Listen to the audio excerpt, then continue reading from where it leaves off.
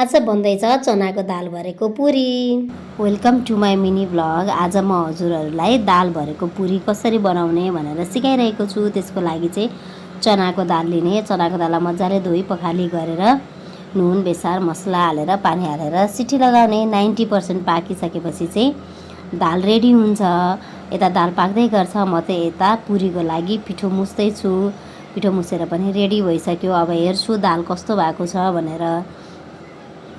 दाल यतिको भइसकेको छ। अब यो दाल सेलाउँदै गर्छ। यता म अचारको लागि तयारी गर्दैछु।